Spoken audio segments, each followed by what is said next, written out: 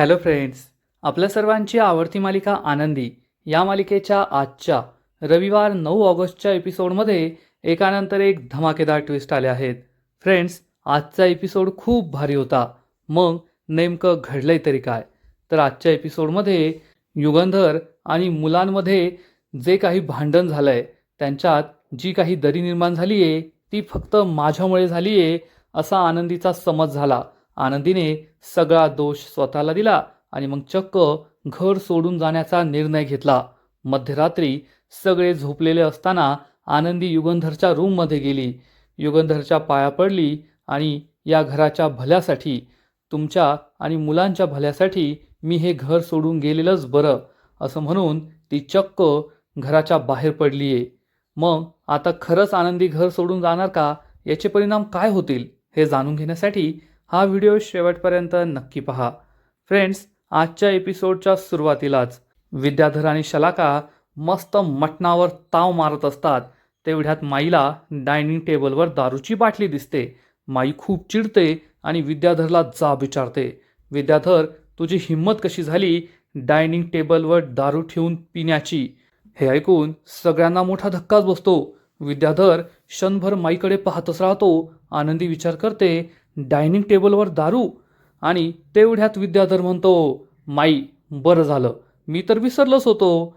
धने, एक काम कर, आत्ताच्या आत्ता 2 ग्लास घेऊन ये, काचेचे ग्लास. आपण मस्त येथे बसून दारू पिऊया. धने म्हणते, हो चालेल ना.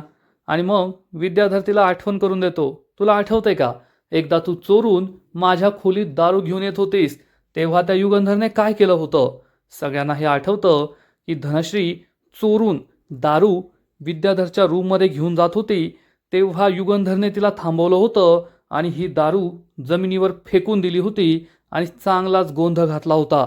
विद्याधर म्हणतो, तेव्हा तर त्या युगंधरने माझी दारू फेकून दिली होती, पण आज मी त्याचा असा बंदोबस्त केलाय ना की मी माझ्या रूममध्ये नाही तर येथे हॉलमध्ये डायनिंग टेबलवर बसून दारू पिणार आणि तो माझं काहीच बिघडू शकणार नाही.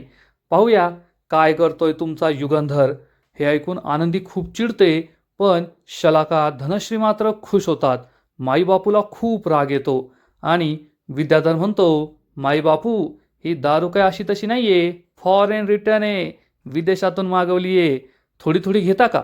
बापू आणि माईला खूप राग येतो आणि शलाका म्हणते, माईबापू कशाला चिडताय?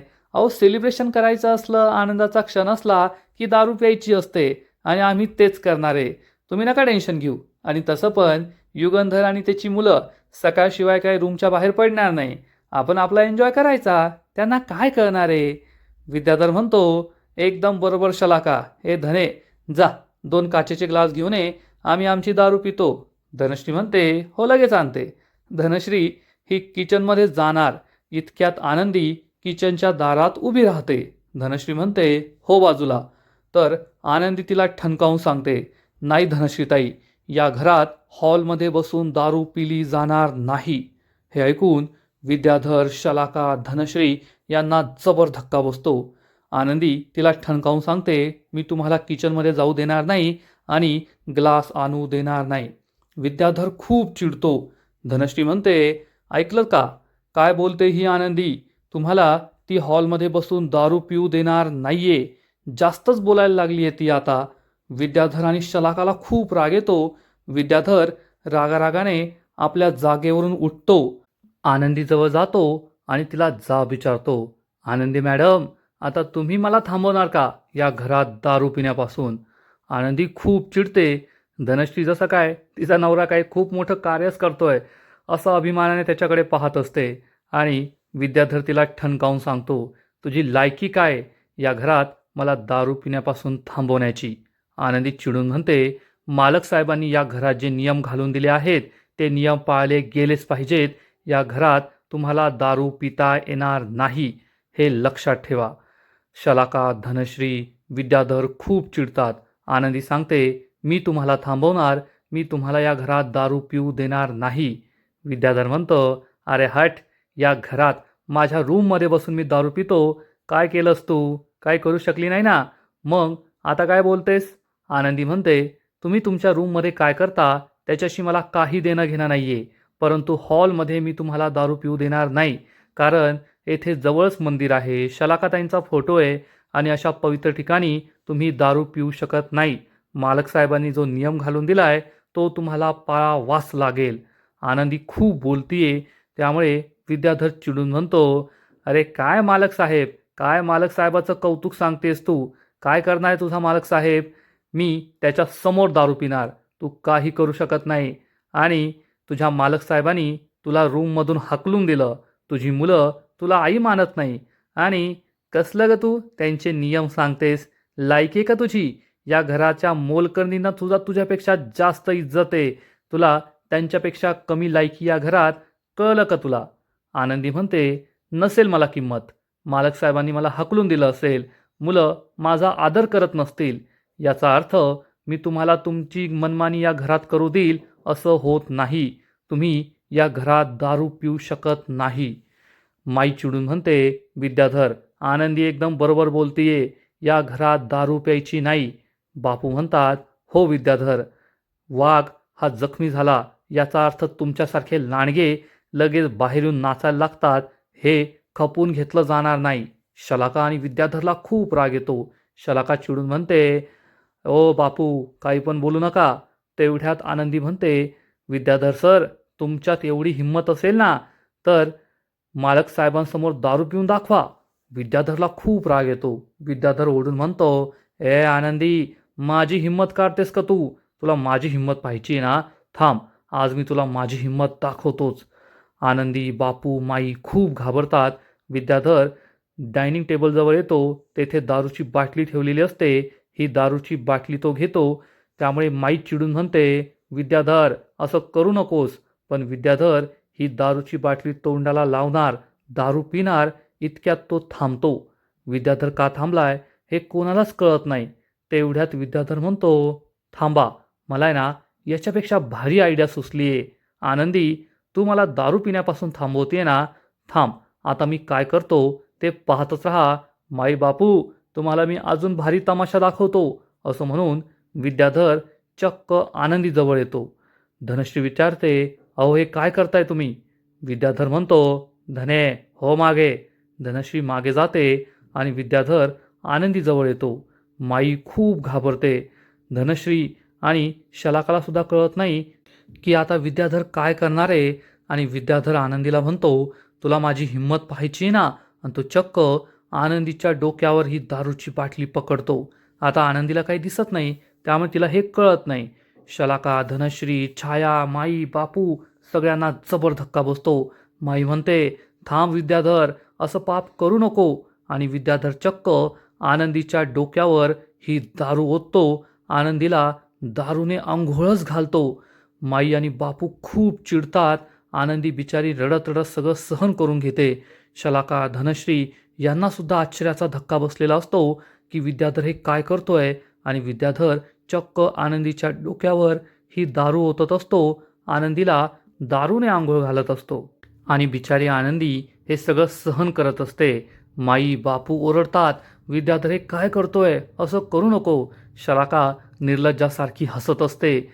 आता काय करायचं हे आनंदी, माई, बापूला कळतच नाही. आणि पाहता पाहता विद्याधर सगळीच्या सगळी दारूची बाटली आनंदीच्या डोक्यावर खाली करतो. आनंदीला या दारूनेच आंघोळ घालतो. शलाका निर्लज्जासारखी हसत असते. आणि विद्याधर आनंदीला विचारतो, काय मग, घातली की नाही दारूने आंघोळ?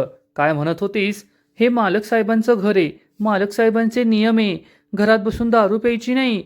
अरे, तुझ्या मालक साहेबांनी एवढं सांगितलंय ना की घरात बसून दारू प्यायची नाही, परंतु दारूने आंघोळ करायची नाही, हे तर नाही सांगितलं. आणि विद्याधर सुद्धा राक्षसासारखा हसू लागतो. आनंदी तशीच उभी असते. माई आणि बापूला खूप राग आलेला असतो. शलाका हसत असते. आणि विद्याधर म्हणतो, आनंदीबाई, काय मजा आली का नाही मग?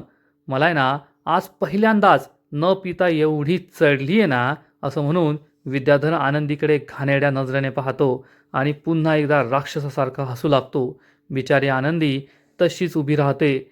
आणि माई चिडून म्हणते, विद्याधर, आज तू जे काही केलंय ना अतिशय चुकीचं केलंय. तुला तुझ्या पापांची फळं भोगावीच लागतील. बापू चिडून म्हणतात, युगंधर नालायका, आणि तेवढ्यात शलाका पुढे येते आणि म्हणते, माई बापू, तुम्ही त्या आनंदीला वाचवायचं नाहीये.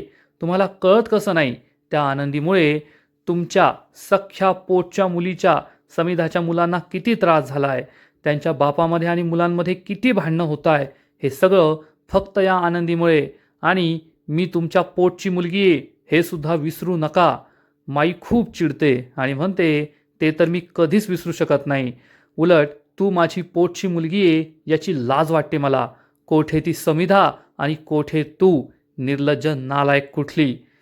तर शलाका म्हणते, ओ माई बापू, समिधा चांगली होती आणि मी वाईट आहे, त्यामुळे समिधा गेली देवाकडे. देव कसा आहे ना, जो चांगलं वागतो ना त्याला लवकर आपल्याकडे बोलवतो, आणि जी वाईट माणसं असताना ती येथेच राहतात आणि मजा करतात, चांगल्या माणसांना त्रास देतात. काय विद्याधर? विद्याधर म्हणतो, शलाका एकदम बरोबर बोलतीयेस. या अर्थाने तर या लॉजिकने आपण या जगात सगळ्या शेवटीवर जाऊ या सगळ्यांनंतर. शलाका हसू लागते. माई आणि बापूला खूप राग येतो. विद्याधर धनश्रीला म्हणतो, ए धने, माझं जेवण घेऊन रूममध्ये ये. विद्याधर आणि धनश्री निघून जातात आणि शलाका माई बापूला सांगते, आता तरी या आनंदीची बाजू घेऊ नका. या आनंदीमुळे माझी सख्ख्या बहिणीची मुलं किती दुःखी आहेत ना, याकडे पहा. तुमची नातवंड किती दुःखी आहे, याकडे पहा. माई आणि बापूला राग येतो. मग शलाका आनंदीजवळ येते आणि म्हणते, अगं ग आनंदी, तुझ्या शरीराचा किती घाणेरडा वास येतोय. ज्या मालक साहेबांना, ज्या युगंधरला दारू हा शब्द आवडत नाही, त्याच्या हक्काच्या खानदानी बायकोने दारूने आंघोळ केली. जेव्हा त्याला ही गोष्ट कळेल तेव्हा त्याला किती वाईट वाटणार. अगं, तुझ्यात थोडी जरी लाज शिल्लक असेल ना, तरीसुद्धा या घरात एक क्षणसुद्धा थांबू नको. तुझ्यामुळे युगंधर आणि त्याच्या मुलांमध्ये किती वाद होत आहे, किती भांडणं होत आहे. थोडी तरी लाज वाटू दे. आणि लाज वाटत असेल ना, तर एखाद्या विहिरीत जाऊन जीव दे. तू त्याच लायकीची आहे. आनंदीला खूप वाईट वाटतं. माई आणि बापूसुद्धा चिडतात आणि शलाका तेथून निघून जाते. आनंदी खूप दुःखी होते. माई बापूसुद्धा दुःखी होतात. सगळं आपल्यामुळे घडतंय, आपल्यामुळेच या घरात इतके वाद होत आहे, असं आनंदीला खरोखर वाटतं. दुसरीकडे पृथ्वी, प्रांजल, मिताली हे तिघे त्यांच्या रूममध्ये बसलेले असतात आणि आज युगंधरने कसं पृथ्वीच्या थोबाडीत मारली हे त्यांना आठवतं.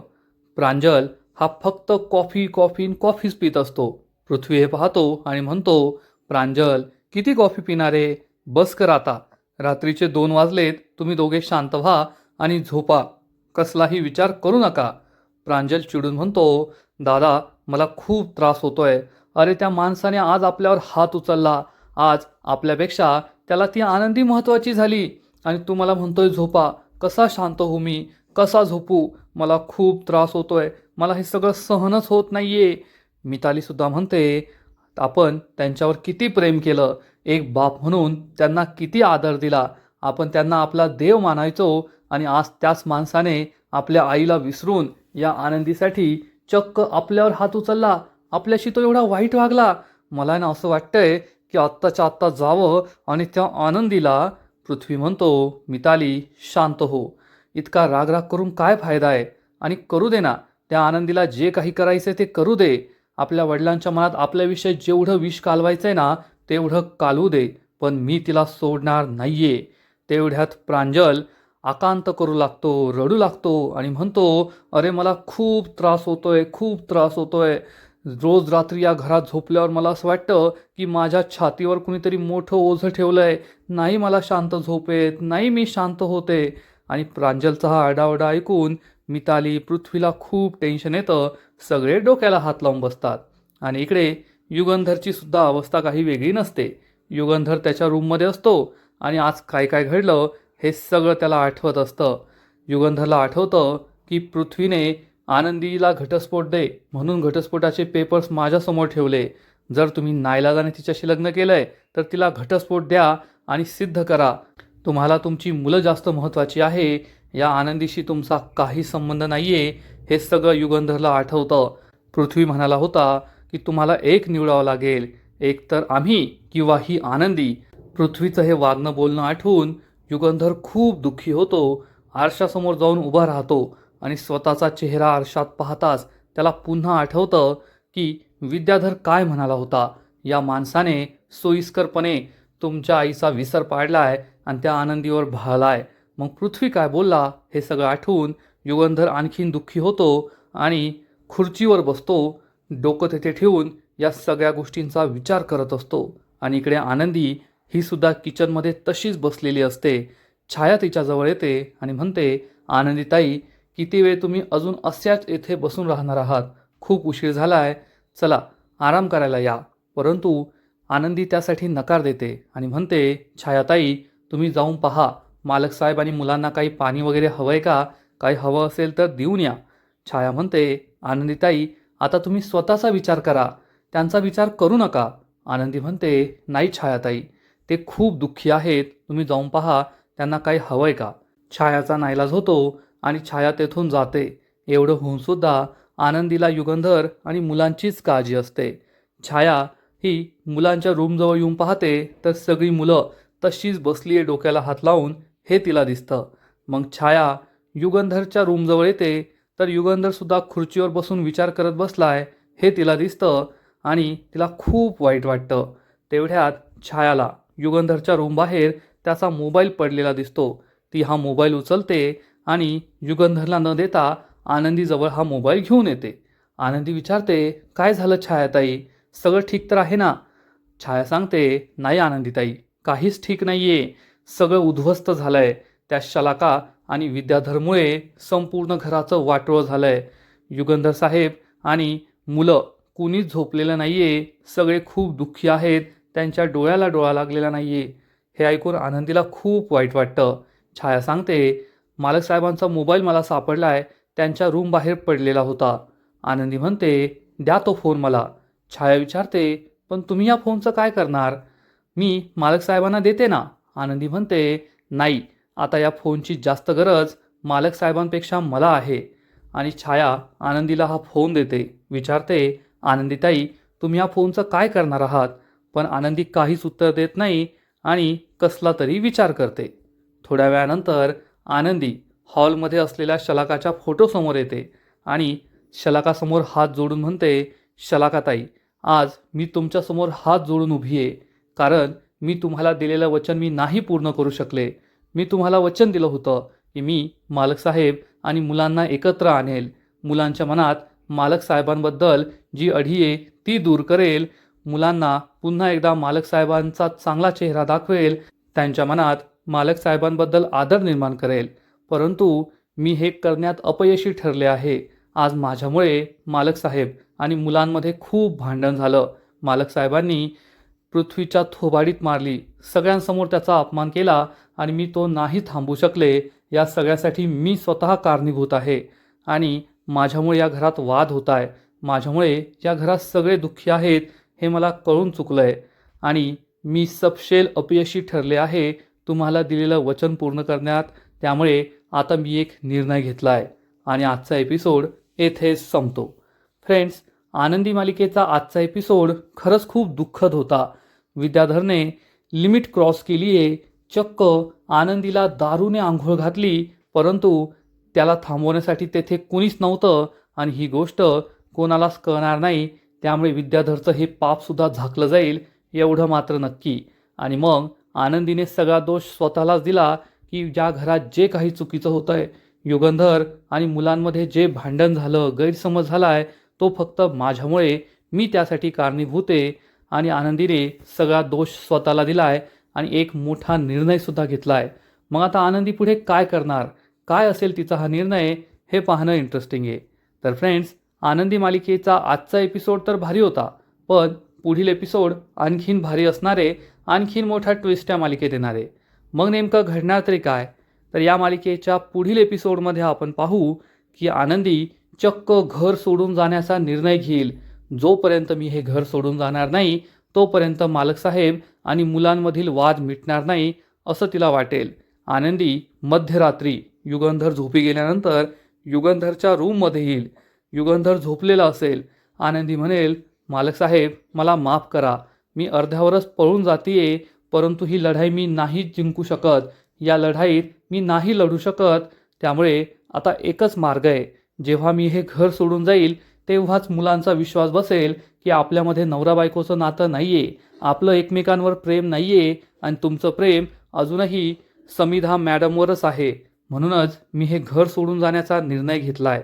आणि मग आनंदी जेथे युगंधरने पाऊल ठेवलेले असेल तेथे हात लावून पाया पडणार. युगंधरला काहीच माहीत नसेल आणि आनंदी चक्क आपलं सामान घेऊन घराबाहेर पडेल. घराबाहेर तुळशी वृंदावन असेल आणि तेथे आनंदीची साडी या तुळशी वृंदावनाला अडकणार. म्हणजे घरातील तुळशी मायसुद्धा सांगतेय की आनंदी घर सोडून जाऊ नको. मग आनंदी हा इशारा समजणार का? आनंदी थांबणार की घर सोडून जाणार हे तर आपल्याला पुढील एपिसोडमध्येच कळेल. तर फ्रेंड्स, तुम्हालासुद्धा आजचा एपिसोड आवडला का? नक्कीच कमेंट करून सांगा. आणि आनंदी मालिकेचे असेच नवीन नवीन एपिसोड, नवीन नवीन अपडेट सर्वात आधी पाहण्यासाठी व्हिडिओला लाईक करा, शेअर करा, चॅनलला सबस्क्राईब करून बेल आयकॉनवर क्लिक करा. म्हणजे या मालिकेचे नवीन नवीन एपिसोड तुम्हाला सर्वात आधी पाहायला मिळतील. खूप खूप खूप धन्यवाद.